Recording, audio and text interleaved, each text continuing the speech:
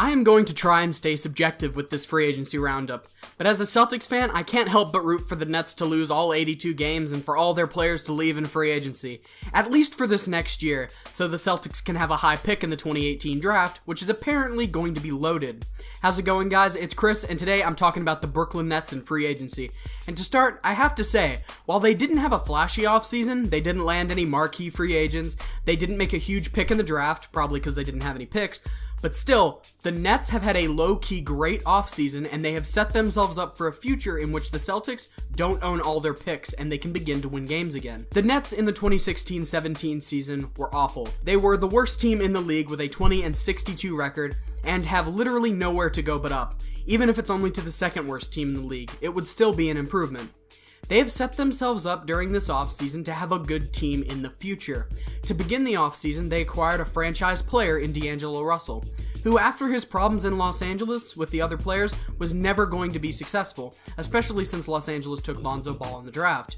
They traded away Brook Lopez and the 27th pick for D'Angelo Russell and Timothy Mozgov. So the trade was not perfect for the Nets. The Mozgov contract is awful. It is $16 million a year for a 31-year-old 7-footer who is a career 5-rebound-a-game center. He is now the largest contract on the Nets' books, and he will be on their books until 2020. But this trade was still very good for the Nets because of D'Angelo Russell. Then, during the draft, the Nets managed to select a great big man from Texas, Jarrett Allen, and they got lucky with Allen. He was projected to go earlier in the draft, so having him around at the 22nd pick was amazing, and he will be a good young piece for them to put down low for Lynn and Russell to target. And he's a good young piece to start building around with D'Angelo Russell. The best trade the Nets made, though, was the DeMarre Carroll trade, in which they gave up almost nothing for a veteran who will be an outstanding mentor for Hollis Jefferson, another young talent that they have. But better than landing a vet for nothing, they got a 2018 first-round pick and a 2018 second-round pick from Toronto. This team needs draft picks if ever a team has needed them. The Celtics own the Nets' entire future, so trading for picks is smart. Out of all the smart moves the Nets made this offseason, my favorite is how they made moves specifically to spite other teams in the East. At least it seems that way. They offered max deals to Otto Porter and Kentavious Caldwell-Pope, and the Pistons weren't able to match Pope's offer, so he ended up in Los Angeles, and the Wizards had to dip into the luxury cap to keep their roster the third or fourth best in the East.